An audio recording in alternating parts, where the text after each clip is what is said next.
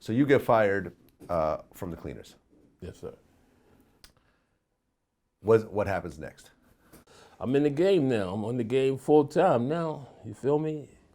Early morning to night. Okay. And then I went from making $75 a week to maybe like 10, 15,000 a week. Easy. Okay. So you get fired from the cleaners, and now you need a way to make money. So you and Rich start to get tighter. Like I said, Rich, I had met Lulu. Rich was doing what he do, Okay. the heroin, and I was moving coke. Okay. And who was Lulu? Lulu was a coke connector, like this Dominican, Colombian cat that I had met, while I was in the cleaners. And Okay. That's the tailor. yes, sir. Okay. Not the tailor. No. Oh, sorry. Okay. In the cleaners. Lulu was a Dominican cat that I met. He used to be on 157th Street in the pool hall. And how did you end up hooking up with Lulu? Word of mouth. I want to plead the fifth on that, but keeping it real, I know y'all might be taking it from the screenplay paid in full. Yeah.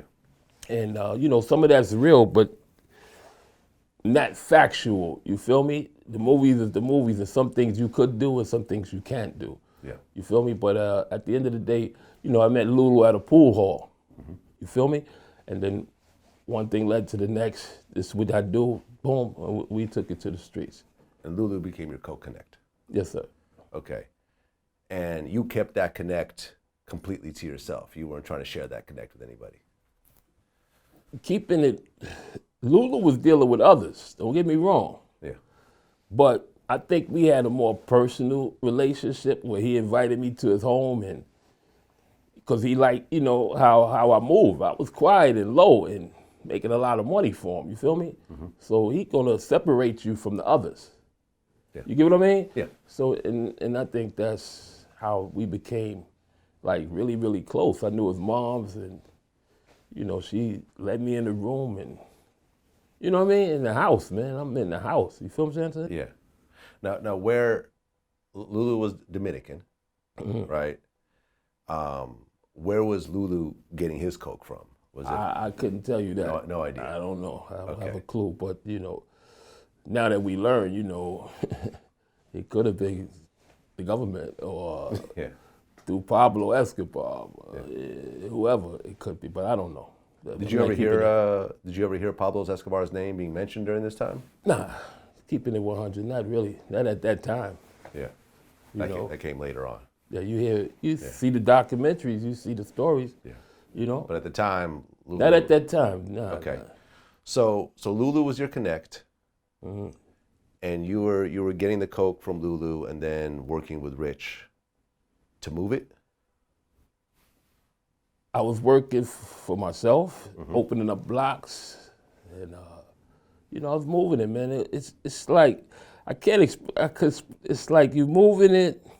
The price is so good, the quality is so good, so now the whole hood coming to you. Okay. Because you got a cheaper price and you got good product. You understand? So it's moving. You understand? It went from 10,000 a day to maybe like 50,000. You feel me? It's flying. You understand? So now people want to come and be a part of what you're doing. So I'm getting to work. Rich might come and I give him a bird or two. And that's how it happened, man. I'm not trying to be like a boss. I was never that, and I'm not trying to, sound like that. Yeah. But You were just a businessman. it's like if Lulu give me 5 birds, I'm gonna take it to the streets. I might give Rich one. Okay. Give this one. We finished, just keeping it, Yeah. doing what it do. And a bird is a kilo of cocaine. Yes, sir. Okay. So you're working with Lulu. You're getting these bricks of cocaine. Did you actually start building up your own crew of distributors and street guys to get it out on the street at the time? Or was it more like you're almost wholesaling it? Like, okay, here's a kilo, I'm gonna front you, bring me back this much, and then I'll give you the next one? Or did you have your own little operation? The way we did it, the way I did it was basically, I get a bird, we had these bottles, right? Okay. You put them in the bottles, you sell the bottles, you sell a gram for like $30. You understand? People, before we came in the game, grams maybe was going for like $100. You get what I'm trying to say? You got the you got the kilos of cocaine. Explain to me how you actually started moving this stuff. Basically break them down into bottles. Once you break them down into bottles, something that was going for $100 a gram, you feel me? You selling it for like $30 a gram. Now everybody coming to cop for it. Right, you're undercutting everybody. Not really undercutting them, it's just, It is what it is. you feel me? I guess, seemed like to me after the movie Scarface came out, coke was everywhere and prices was cheap. You understand? So, boom, in other words, if I get a kilo for like 40, 40,000. 40, right? Which back before then it was maybe 100,000. Oh, okay. So if I'm getting it for 40, if I bottle it up, you understand? I could make 10, 15,000, instead of trying to make 100,000 off a bird. You get what I'm trying to say? So if I do it like this, my flow is instead of moving one bird and trying to make 100,000 off of it, I'll move one bird and make 15,000 off of it, but I'll move 5 birds before you move that one bird. Yeah. So that's how I looked at it. And everybody could eat that way, you feel me? Now the one thing about drug dealing and cocaine in particular is that you come into it as a business, but it's not like it's a friendly, happy environment where everyone's okay with competition and stuff like that. So once you start coming in and essentially undercutting everybody's prices, a lot of times violence gets involved. So when you start doing that, was there a certain amount of pushback from the guys that were used to making a certain amount of money, and now you're, whether you want to it's not like you're trying to undercut them, but you are undercutting them. See, in Harlem back then, keeping it 100, everybody was good. You feel me? Everybody was making money. You understand? If you taking care of everybody and your prices is maybe undercutting people, but the Connects now is giving it to you at the same price so that you can be in competition. Okay. You understand? So it was all good. Okay. Nobody had no reason for violence or trouble in the 80s, like at that time. So it was all good. You could walk around with 10, 15,000 in your pocket. You could walk around with a medallion on your neck full of diamonds and not have to hide. It was all good. It was just good. Your girl making sure she's right. She got, minks. We pushing European joints. We buying cars like people buy sneakers today. Right. It was nothing. But then the bullshit happened. You feel me? It's like when 1990 come, it seemed like it was like a hit. Okay. On us, like. Well, let's rewind for a second because we'll talk about that. About 1990 moving forward. Okay. So originally it was cocaine. Yes, sir. But then at one point, crack rock started coming in the sir. picture. Yes, This sir. is the 80s. Yes, We're sir. still talking about the 80s.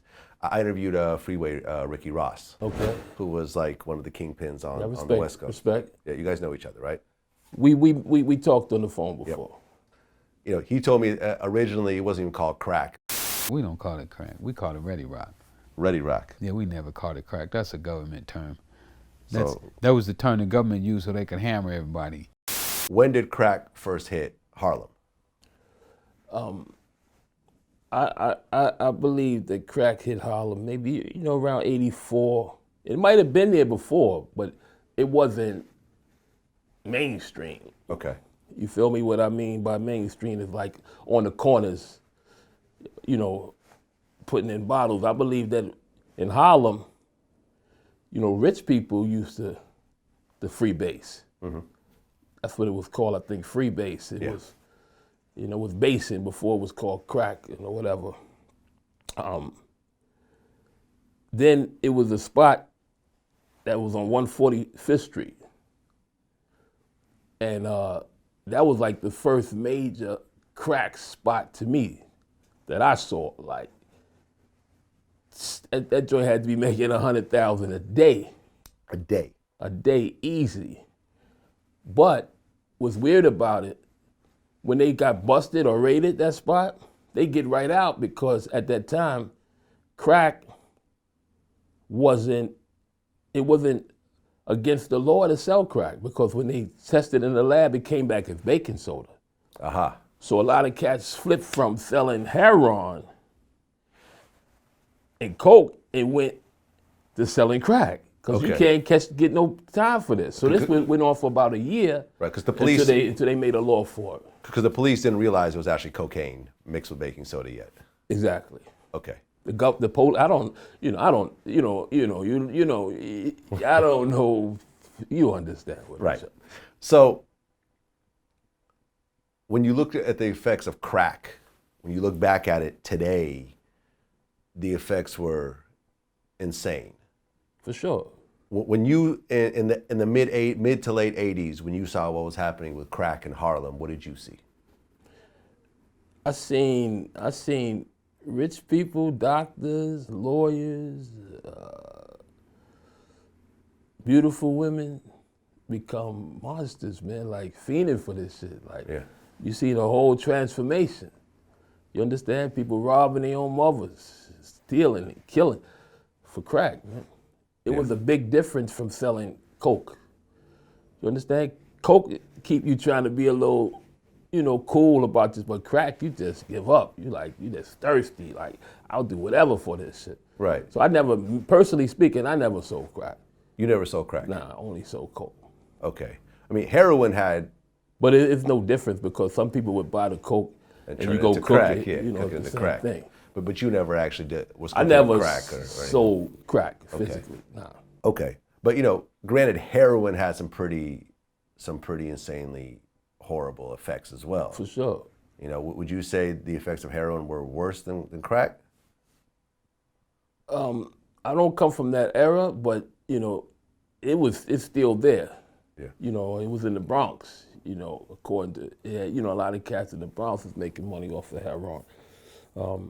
But to see a person on heroin, like when Rich was doing it, it was like an early morning hustle. What I mean by you got to be up like 6, 7 in the morning when you selling heroin because people got to get their fix. It's an early morning hustle. You feel what I'm saying? Yep. So they'll get up. Rich, your job will be done by you start from 6, maybe or 12, and you finish hustling. Yeah.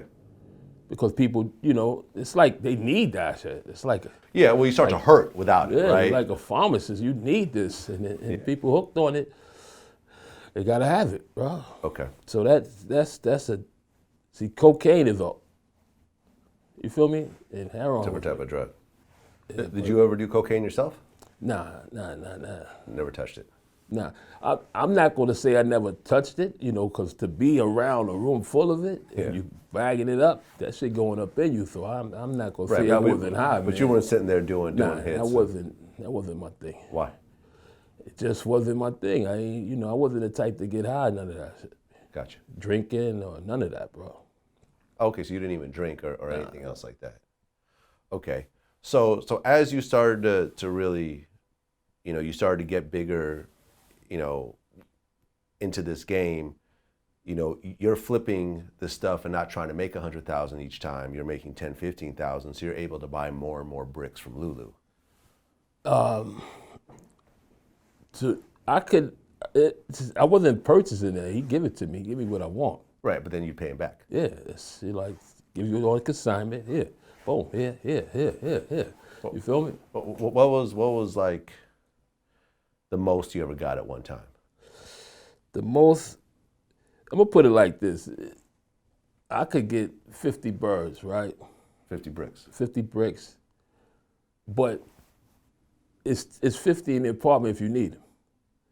You feel me? I could take 10, and there's 100 if you need them. You get what I'm trying to say? As many as you wanted, they were there. Yes. But the most you ever took was 50? 50, you feel me? At the most. You understand what I'm saying? It's like, I'm not stupid. Like, you know what I mean? I'm not gonna put myself in a situation where, I can't explain it, man. I understand. Okay, so 50 kilos, and they're going for roughly 40,000 a kilo? Yes, sir. Then the price went down at one time. So it you- went down to like 20 a bird. Okay. So You understand? so if you took 50 at the 40,000 price point, you're essentially taking $2 million worth of cocaine Yes, sir. in one shot. Yes, sir. Now hear me out though. Price. I hear what you're saying, but prices. I got birds at one. The lowest I ever got a bird was like 13,000. Okay. That's how cheap it became. But you're essentially taking $1 million, $2 million, $500,000. You're taking huge amounts of money in terms of cocaine at any given one time. Yes, sir. You know, this is, and you were how old at the time? 19, 18. 18, 19 years old, playing with millions of dollars. It was nothing, man. It nothing. It's just, it seemed natural, man. Okay. You know what I mean? Everybody was, you know, it didn't really seem like nothing because it was what it was, man.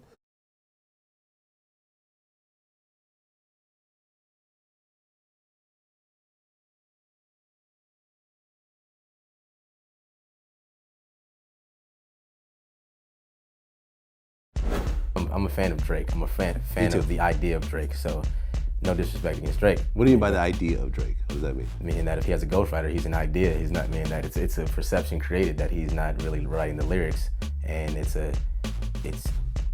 just like here, let's make this in the factory and put it out. I'm just on top of my game right now, Vlad, and I'm just getting blessed. I'm booked 4 or 5 times a week, 60, 75K a show, man. I'm winning right now, man, and I'm just steady trying to increase my hustle.